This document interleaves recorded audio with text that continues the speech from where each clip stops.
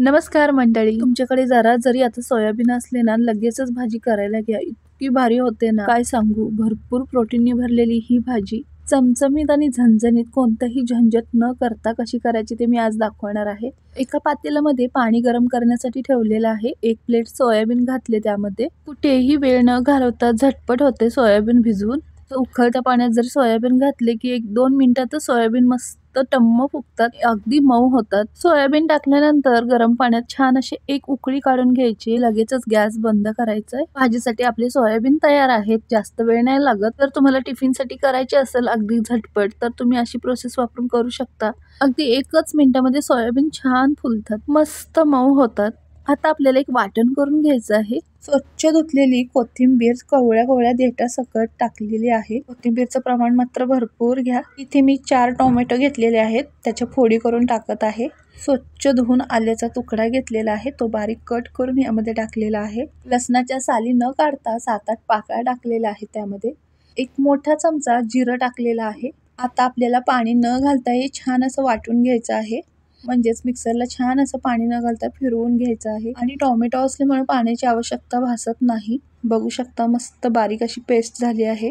वाटण आपलं तयार झालेलं आहे. आता आपण भाजी करायला घेऊयात. त्याआधी सोयाबीन मधलं सगळं पाणी काढून घ्यायचं आहे. सोयाबीन मधलं हे सगळं गरम पाणी काढून त्यामध्ये गार पाणी घालायचं, म्हणजे थंड पाणी घालायचंय. आणि सोयाबीन आपल्याला घट्ट पिळून घ्यायचं आहे. सोयाबीन मध्ये पाण्याचा एकही अंश ठेवायचा नाहीये, आपल्याला घट्ट पिळून घ्यायचं आहे. आणि तुम्ही जर अख्खे ठेवत असाल तर ठेवा, पण मी एका सोयाबीन पासून 2 ते 3 तुकडे करून घेणार आहे. सहज अशा हातानेच होतात ते. तुम्ही सुरीच्या साहाय्याने बारीक चिरूनही घेऊ शकता. सोयाबीनची भाजी सगळेच बनवतात, पण या पद्धतीने केलेली एकदा भाजी बनवून पहा. सोयाबीन आपल्याला थोडेसे फ्राय करून घ्यायचे आहेत, म्हणजेच तेला मिठात आपल्याला हे परतून घ्यायचे आहेत.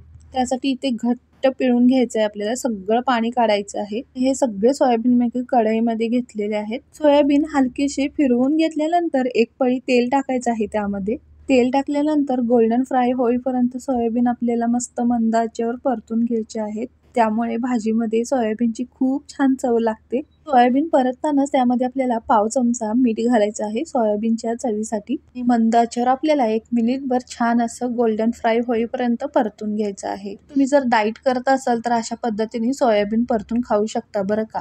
फक्त मीठ घातल्यानंतर त्यामध्ये हळद, मिरची पावडर किंवा अर्धा चमचा कांदा लसूण मसाला, अर्धा चमचा किचन किंग मसाला घालायचा आणि छान असं फ्राय करायचं, कुरकुरीत खुसखुशीत होईपर्यंत. भरपूर प्रोटीनने भरलेला हा पदार्थ आहे आणि डाएटसाठी योग्य आहे. डाएट करत असाल तर या पद्धतीने करून खाऊ शकता बरं का. आणि हे असेचही खूप छान लागतात हा तेला मिठातले. आता करा आणि टेस्ट करा, खूप आवडतील तुम्हाला. सगळे सोयाबीन फ्राय केलेले एका प्लेटमध्ये काढून घेतले आणि त्याच कढईमध्ये मी 3 पळी तेल घातलेलं आहे. तेल तापल्यानंतर त्यामध्ये मी कांदे घातलेले आहेत, बारीक चिरलेले 2. मिनिटभर कांदा परतून घेतल्यानंतर त्यामध्ये आपल्याला मगाशी आपण जे वाटण केलं होतं ते वाटण यामध्ये सगळं घालायचं आहे. हे वाटण म्हणजे आपण भरपूर टोमॅटो, कोथिंबीर, जिरे, आलं, लसूण याचंच केलेलं आहे. आणि यानेच एवढी मस्त चव येते ना भाजीला, याच्या समोर मटणही फिके पडेल. आणि जर तुम्ही शाकाहारी असाल तर या पद्धतीने एकदा भाजी करूनच खा, कारण मटणापेक्षाही भारी चव होते या भाजीची. आता आपण केलेलं वाटण यामध्ये सगळं घातलं आहे. वाटण आपल्याला 1 मिनिटभर मस्त असं परतून घ्यायचं आहे. आलं आणि लसणाचा कच्चा वास जाईपर्यंत वाटण परतायचं आहे. आणि यात टाकलेल्या टोमॅटोला छान तेल सुटेपर्यंत आपल्याला हे परतून घ्यायचं आहे. म्हणजेच काय, मसाल्याला पूर्णपणे तेल सुटेपर्यंत आपल्याला व्यवस्थित परतून घ्यायचं आहे. यामध्ये मी अर्धा चमचा हळद आणि अर्धा चमचा मीठ घातलेला आहे, कारण मी पुढे जो कांदा लसूण मसाला घालणार आहे त्यातही मीठ आहे. आणि आधीही सोयाबीन फ्राय करताना आपण मीठ घातलं होतं, त्याच अंदाजावरून आपल्याला मीठ घालायचं आहे. हळद आणि मीठ घातल्यानंतर हे मस्त असं परतून घेतलं. आता आपल्याला झाकण ठेवून मंद आचेवर 1 वाफ काढून घ्यायची आहे, म्हणजे मसालाही छान शिजतो आणि छान तेल सुटतं. पूर्णपणे ही प्रोसेस फॉलो करून जर भाजी कोणतीही बनवलात तर कोणत्याही भाजीची ग्रेव्ही अप्रतिमच होते. त्यानंतर यामध्ये किचन किंग मसाला घातलेला आहे 1 मोठा चमचा आणि छान असं परतून घेतलं. परत एकदा झाकण ठेवून आपल्याला मस्त तेल सुटेपर्यंत वाफ काढून घ्यायची आहे. त्यानंतर इथे मी 2 मोठे चमचे कांदा लसूण मसाला घालत आहे. कोल्हापुरी कांदा लसूण मसाला आहे हा. तुम्ही तुमच्या वापरण्यातला कोणताही मसाला वापरू शकता. इथे तुमच्या आवडीप्रमाणे चटणी कमी जास्त करू शकता. चटणी टाकल्यानंतर 1 मिनिटभर परत एकदा परतून घेतलं. थोडंसं मसाल्याचंच पाणी यामध्ये घालणार आहे. मस्त दाटसर ग्रेव्ही होते. प्रत्येकाची पद्धत वेगवेगळी असते, पण या चवीने आणि या पद्धतीने एकदा करून पहा.